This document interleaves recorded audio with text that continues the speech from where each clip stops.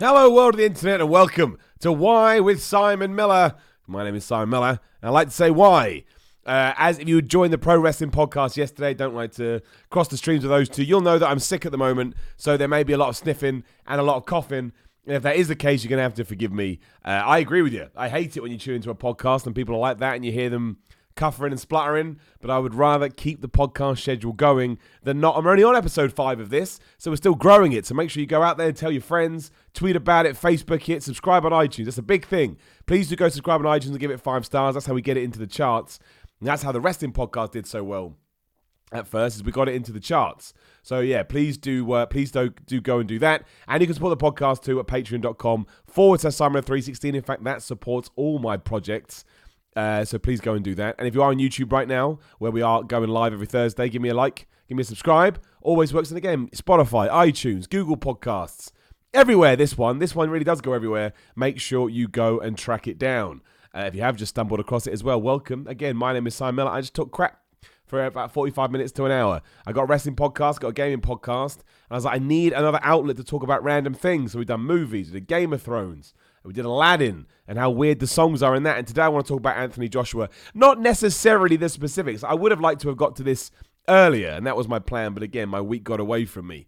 So you would have seen over Saturday night, Anthony Joshua, who was a 3-time champion, lost to Andy Ruiz Jr., who everyone decided was never going to win, right? I think and Anthony Joshua was like, I can't remember the odds now, but the odds were crazy. In a 2-horse race, the odds were absolutely crazy. Like it was night and day. So everyone, but this all ties into other stuff actually, because what has happened in this fight? Boxing is a mental game, right? It's a mental game, and everything from what happened before the fight to after the fight was all about just ragging on people's mentality. And that kind of struck a chord from me. Like, you know, I guess my title's a little bit misleading now that I think about what I actually want to talk about. The reason Anthony Joshua lost is because he got outboxed by Andy Ruiz Jr. That's it. And the reason it was such a surprise ties into what I actually want to talk about today. And that is the fact that we judge somebody, we judge the book by its cover, and then where Anthony Joshua is concerned, we kick the crap out of him mentally because we didn't like the fact that he lost. And that to me is just bad all round, if we're being completely honest. Because I've just realized my green screen's all wrong. Why is my green screen wrong? You can see through my top. That's annoying. I can't change it now. Oh, well, I'll be see-through guy today. It doesn't matter. But yeah, like boxing is a crazy thing. Like, I think everyone is allowed to be an armchair critic. Of course you are. Everyone's allowed to be an armchair critic. It's part and parcel of the world we live in. It's why social media is so popular, because everybody wants to have a voice, and Twitter and Facebook and the like allowed you to do that. But when it comes to boxing, I think sometimes we need to take a step back. It's pretty flipping terrifying, even if you are a 6'7", 250-pound man, 6'6", 250-pound man, to step in the ring and know that the guy, same with MMA, anything like that, and know that the guy or the girl across from you, his whole or her whole idea is to is trying to kill you. That's what they say about that kind of sport. Like, you go try and kill him, and the referee will make sure that you don't do it. So it's crazy. It's absolutely crazy. I don't think anybody walks into them without having a little bit of fear. Even someone like Mike Tyson. They may not show it consciously, but subconsciously, when you know what you're walking into, I think that's absolutely a thing that you need to address. So to start taking shots at that, it's the one sport where I'm a bit like, really like it's a life or death kind of a thing. And to look at a guy like Andy Ruiz, who had won like all of his amateur fights, has only lost one of his professional fights, and that was a points decision where a lot of people actually thought he won, and go, he's crap because he doesn't look like a boxer. Straight away I was like, okay, well, that's not cool. He even said, Andy Ruiz came out and said that sometimes he thought about pulling out of fights because everybody rags on his physique so much. And I get it, I understand. Doesn't look like a boxer, especially compared to someone like Anthony Joshua, who, you know, if you were going to draw a boxer, that's what he'd look like. But it was just one of those things that tied into other stuff that we do talk about here on my YouTube channel. We have a vlog series about mental health and everything like that. And it was just, that was my big takeaway with it. It was just, we're so keen to jump down people's throats, and we're so keen to, I don't know, get one up over people. Like, some people shrug their shoulders and were like, Anthony Joshua's going to get knocked out. Who cares? It's the other way around. I'm just going to knock him out. Who cares? That guy's a chump. Look at him. Doesn't care. Doesn't train. You know. And the real interesting bit was, then he does knock out he does knock out Joshua, and then that same mentality did a flip. It did a switch almost instantly. All of a sudden, it was like, oh, well, I knew Joshua was going to get knocked out because he was complacent. And he doesn't care about, look at the way that he lost. He didn't lose in the right way. I don't care about this guy. And it's, I just couldn't believe it. I couldn't believe the 180 because we had gone from judging Andy Ruiz from the way he looked to judging Anthony Joshua by the way that he acted. How is a boxer meant to act in defeat? This all comes from a tweet I did earlier at Simon of 316, cheap plug.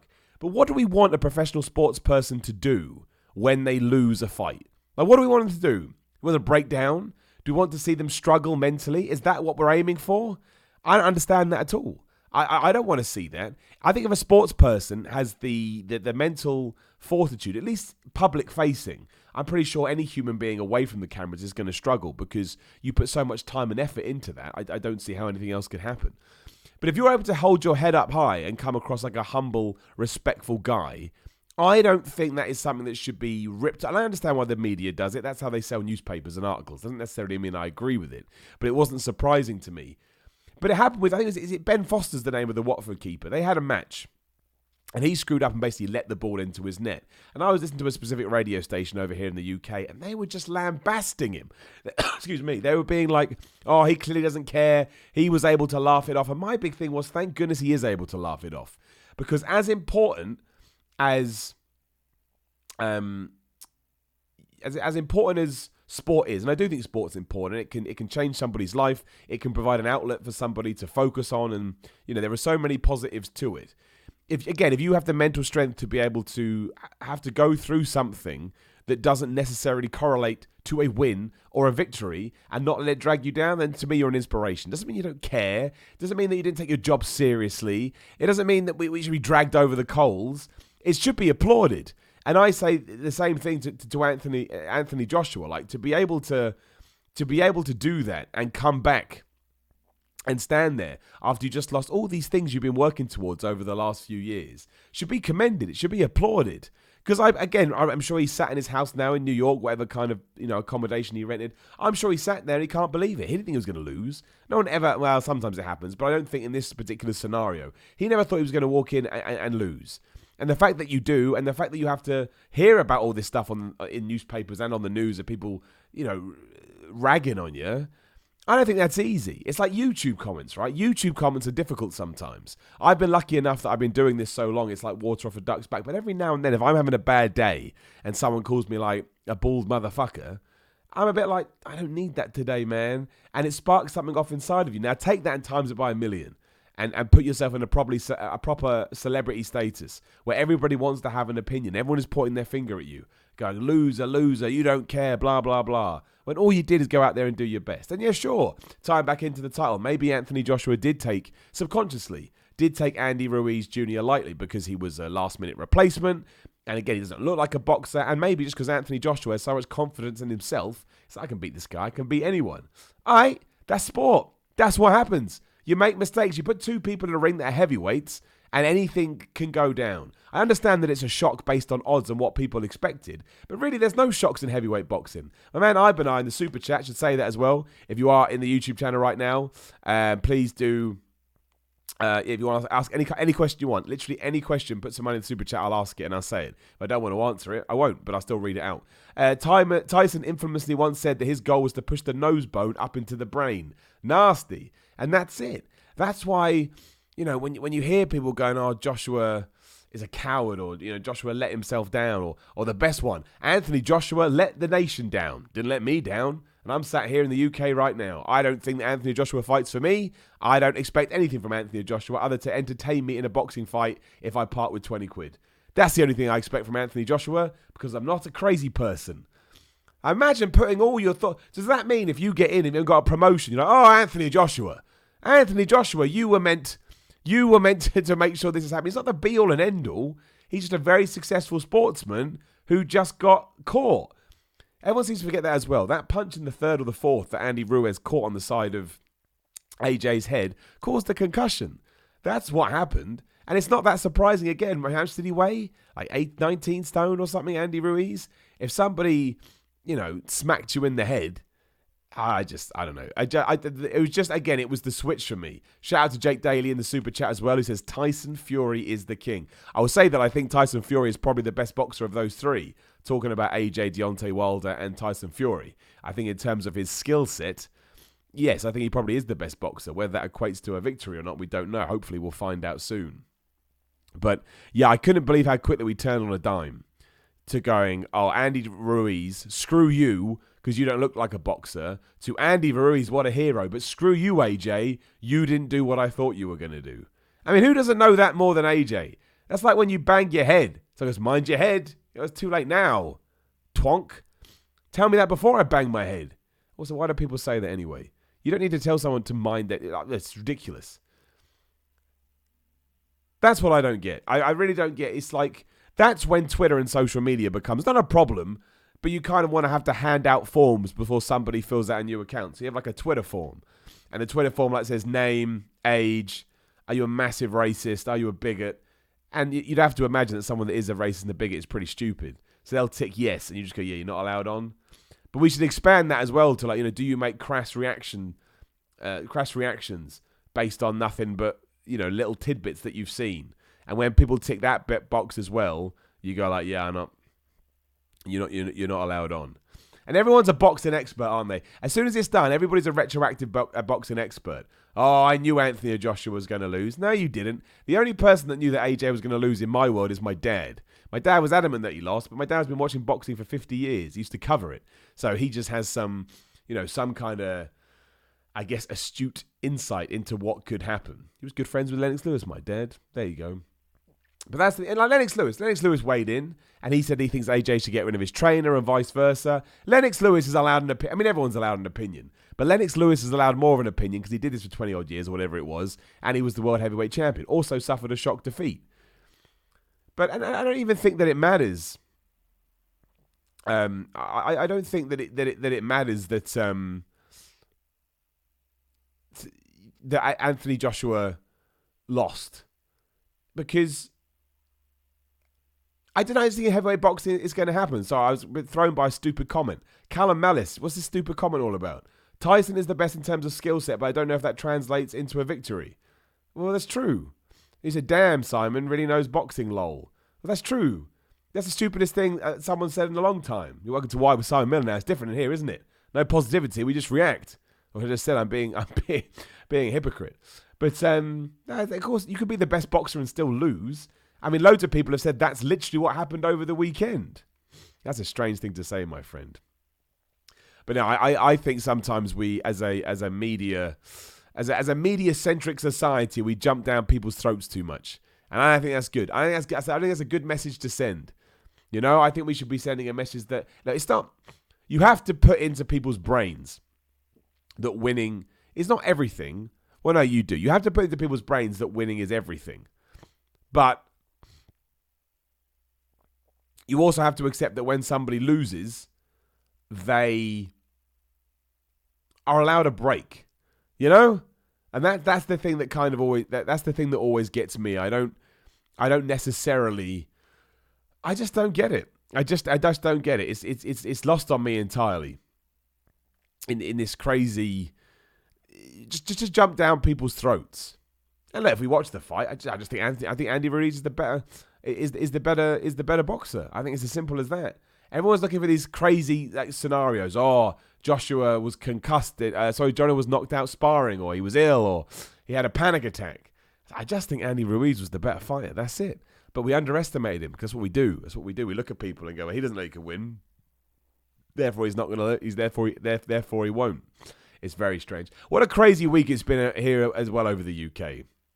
Because we had all of that. I know it made headlines around the world, but being a British fighter, it was obviously a big deal over here. But then also Donald Trump popped over, didn't he? Good old Donald Trump. That's always like a controversial beacon. I'm not going to sit here and sort of talk about politics too much, because the problem with politics is I can give you my politics, but everybody will disagree, because that's just what happens with politics. I mean, if you want to know, do I like Donald Trump as a president, I would say no.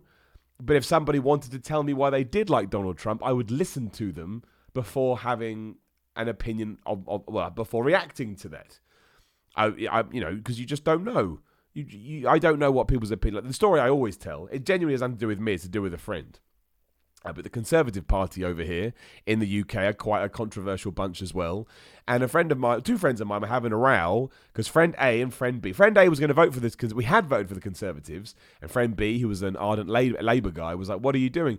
And friend A had voted for the Tories because where he lived, it would benefit his children. I can't remember now. Maybe he got more tax credits or whatever. Child benefit. I don't know.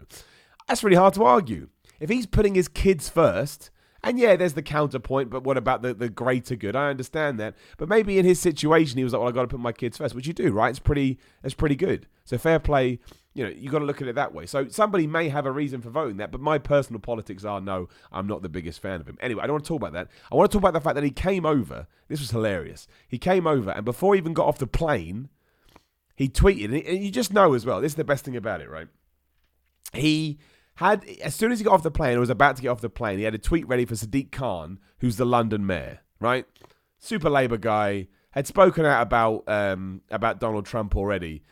But there is no way he hadn't spent that whole plane ride writing that tweet. Sometimes you write a tweet, you read it over, you save it into drafts, and then you go back, you read it again, I change that, change this. Because it was a two tweet as well. It was a 1/2, 2/2 tweet. So as soon as he landed, he had those two tweets ready to go. How crazy is Donald Trump? How crazy is that he was ready because he just wanted to get back at Sadiq Khan. That was it. He didn't like what he said. He's like, I'm going to drop these two tweets as soon as I land in the UK. That's the first thing I'm going to do. And I was like, that's what a 12-year-old does. That's actually what a kid does. You line your tweets up to get a couple of shots in. Also kind of underlines that Donald Trump cannot be a very secure human being. Sticks and stones may break my bones, but words will never hurt me. Absolutely not true at all. Words can hurt you loads, but only if you allow them to hurt. Only if you are in a place where they get under your skin. It's weird that Donald Trump uses Twitter so much, isn't it? Like, it's good in a way, I think. Not the way that he does it, but in terms of a president or anybody, a political power using social media. Because some people go like, it's not fitting of somebody of that position. I'm like, no, you've got to embrace technology. Like, you absolutely have to embrace the world we live in. Otherwise, we may as well still send carrier pigeons to each other. You may as well start a fire and start wafting smoke, and people have to kind of read it with smoke signals. So I think it's good, but it's just the way he does it. He just reacts to everything. He reacts like we react right now. Like in YouTube comments, we hear and see something we don't like, so we just flip out. It's so crazy. It's so crazy. But anyway, he's been over here. There's been protests, and he pretends there's not been protests. And at one point, he said he was going to negotiate the NHS and a trade deal. Then he went back and said he didn't. Then he said Meghan Markle was nasty. He said he didn't. That's been the papers all week. Like, Donald Trump comes over and everyone goes crazy, which I understand. He's a controversial figure, right? But it's it just dominated. It absolutely dominated for the. I don't know if he's still here now. He may have gone. All I know is he had a banquet with Prince Charles. That was the funniest thing. He had a banquet with Prince Charles where they talked about climate change. And then Donald Trump was on Good Morning Britain, which is like a morning TV show over here. Same thing as Good Morning America, stuff like that. And they were talking about climate change. I was listening to Donald Trump going, I don't think he knows what climate change is. I mean, that's nothing new. Loads of people have said that. But it's just like, he talks in sound bites, right? Oh, excuse me. Oh, damn this illness. Damn it, straight to hell. But he talks in weird sound bites where he doesn't make any sense. Very weird. It's very weird. But yeah, he's been over here. So that's been going down. I always get people asking me, Miller, what do you think about this? What do you think about that in terms of that light just flashed? Did that pick up? I'm going to watch that back. Did that pick up on the stream? It's doing it again. Maybe the Undertaker's here. What are you doing, light? I don't know why I'm talking to it. Doesn't work either way. A, the light's not going to respond. And B, if you listen to this on audio, now you're just hearing me talking to a light. You can't say I'm just staring at it now. Like a shark focusing on its prey. Do you see that story too? There was a guy whose daughter got attacked by a shark and he dove in and he smashed it in the face loads of times to chase him off. Can you imagine? Can you imagine being in that kind of situation where you know someone you love? I think about this kind of stuff all the time because I'm weird. But somebody you love is being attacked in a situation where you know if I don't do something, they're going to die. But if I get involved, I could likely die as well. that's when you get that flight or fright thing and you need to figure out what you're going to do. But imagine diving into the ocean where there's a shark attacking someone you love and you've got to fight it and you've got to punch it and fight it off to the point it thinks it's not worth it and it swims off. That's something else, man. And he did it too.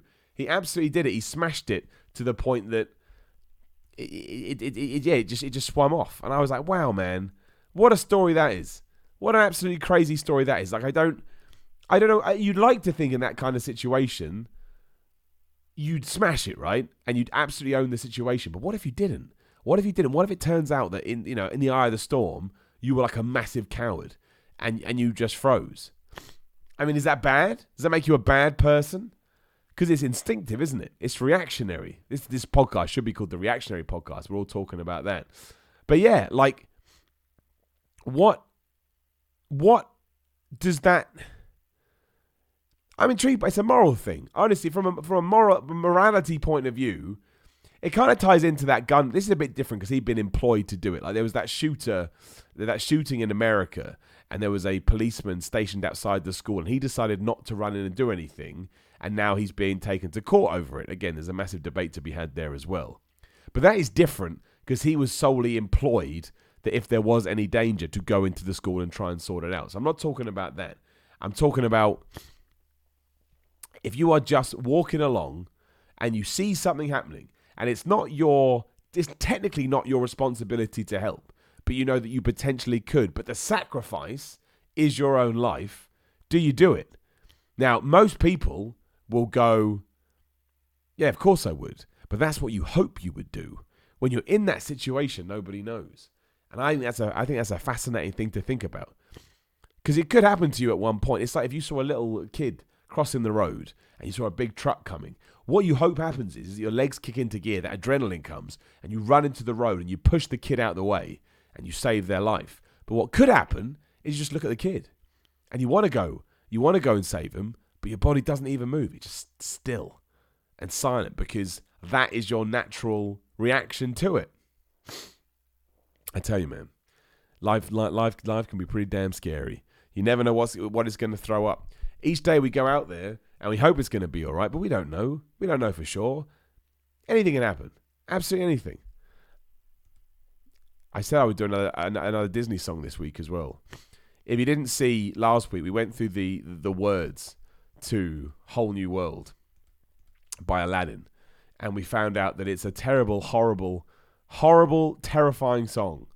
So I said I'd do another one, and I've only just remembered this now as we're doing it. Now I can't think of any Disney songs to say. And we should do The Lion King, right? Lion, because that's coming out next. Don't know why they're releasing Aladdin and The Lion King so quick to each other, but they are. So Lion King songs. We've got Circle of Life, I Just Can't Wait to Be King. Be Prepared, we said we were going to do. Do I get a lyric? There we go. So this is Be Prepared by The Lion, in The Lion King, done by Scar, who I believe was originally voiced by Jeremy Irons. Is that right? Was it Jeremy Irons? I think it was. So apparently I'm giving some people existential crises right now. But it's fascinating to think about, isn't it? Like, I want to think I'm a hero. I don't know. I've never been in that situation. My body may just not work. And that would suck. Because then you've got to live with it. But is it wrong? That's the other thing. Is it wrong? If you don't do something, is it just your body kicking into life-preserving mode? Because that's what the body is built for. The body is built to survive. That's how the brain works. That's why when a car is driving at you, your anxiety and your adrenaline kicks in. And your body goes, get out of the way, get out of the way, get out of the way, get out of the way. Because it knows it wants to keep you alive. That's the thing. Someone said, I can't wait to be king, because I think that's going to be too obvious. Anyway. Oh, something in my teeth. The Lion King, Be Prepared. I should have set it up so I can play the song. I haven't set that up, so we won't do that. Lyrics. I never thought hyenas essential. They're crude and unspeakably plain, but maybe they've a teedy nerve of potential if allied to my vision and brain. I understand these are songs, but that is ridiculous. I mean, for starters, you're singing a song to hyenas, and the first thing you do is go, I don't think that essential. That is like your girlfriend comes home, and you go, hey, honey, I didn't miss you. Straight away, you'd be like, that's not the best way to greet me, is it? He's singing this song to hyenas telling them to be prepared. I never thought hyenas essential.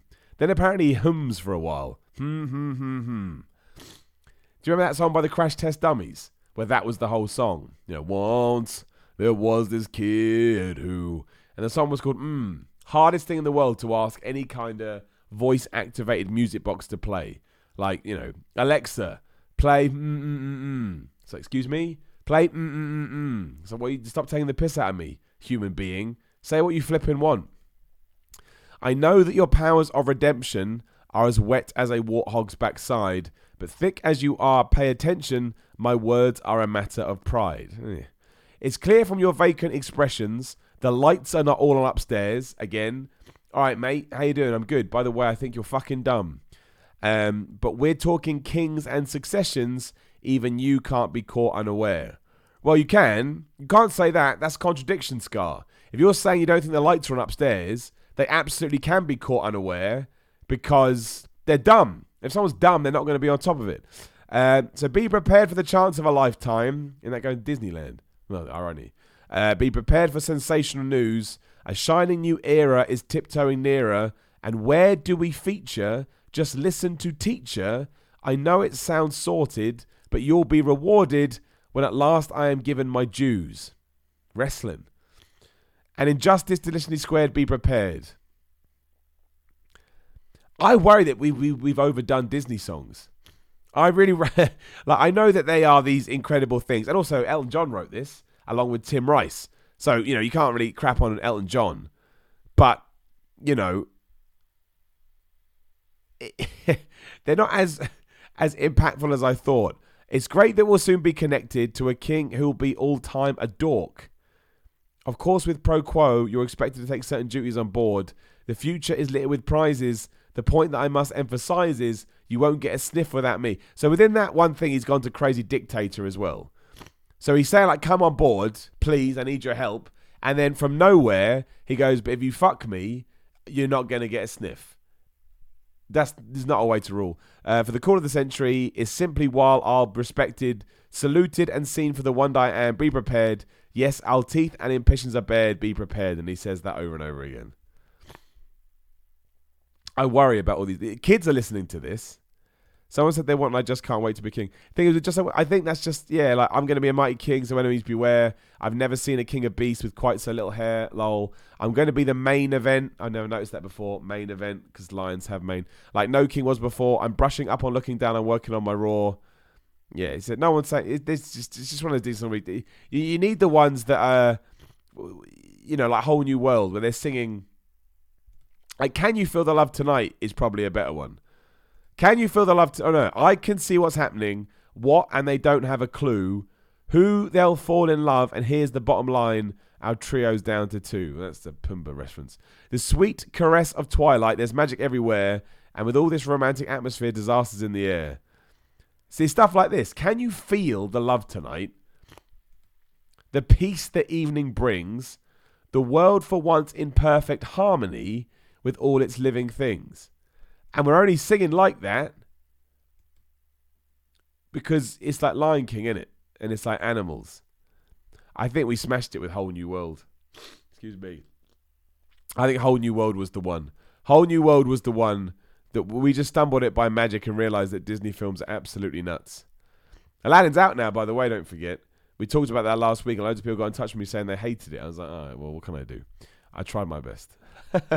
I tried my very best to say that I enjoyed it, but apparently that I'm not allowed. There was something else I wanted to talk about, and now I've forgotten because I didn't make notes this week because of my stupid cold. Well, the X-Men movie came out. Well, is coming out. Everyone says that's a pile of crap, and everyone was surprised. I'm like, I'm not that surprised. All those movies have been really bad. That sounds awful. That sounds horrible, but it's true. I know that's not all of them, but they recently got good again. But by and large, X-Men Apocalypse is one of the worst things I've ever seen in my life. So, but yeah, that's out. So people want to see that. We may talk about it if we can. I think that my throat is getting so bad, we may just have to do a brief podcast. I tell you what we'll do. You can ask any question you want in the chat. I'll answer a handful of them, and then I got to go rest my voice before before it goes. Someone made a good point in that Lion King anthem. We should have done that one. Of course we should. Circle of Life, right? I used to think it said Arsene Wenger too. There's a bit when I always think, when I was a kid, I was like, why are we singing about the Arsenal manager Arsene Wenger in... Is it Circle of Life? No, what? Wow, I can't remember now. What the flip was the Lion King songs? There we go. Which one was it? I thought it was Circle of Life, but it can't be. Oh, I have no idea. I thought it was that one. I thought it started off with that and then... I want to see what it says written down on paper. There we go, I found it. So it's called Sur La Roche de Lyon. Is this it? That's not it. No, that's something else, surely. I don't know what that is. I'm getting lost. I'm getting lost in crazy Lion King songs. I don't even know which this one is. I'm gonna have to play it. It's gonna break my computer. Let me mute me on here. Yeah, mute that. And then, is it this song? We're gonna get an advert first. Of course we are. Let that skip. Get rid of this advert. Is it? What is it? Wait a minute. What the hell? Why is it? What's that? No. Wait. I've just unlocked it and I've got narrator. Wait a minute.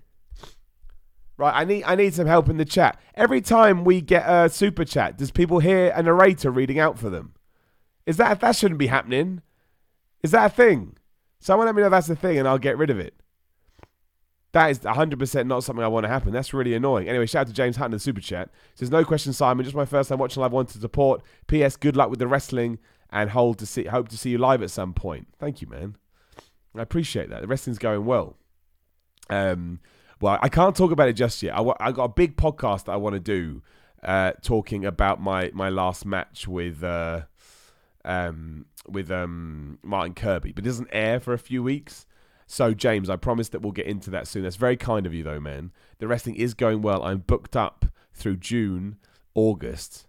So June, July, and August, I'm completely booked up. September, I need to get some dates.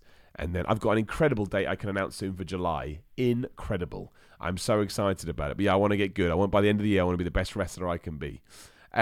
Just to confirm, there is no narrator, right? Maybe that's just coming out of my Streamlabs.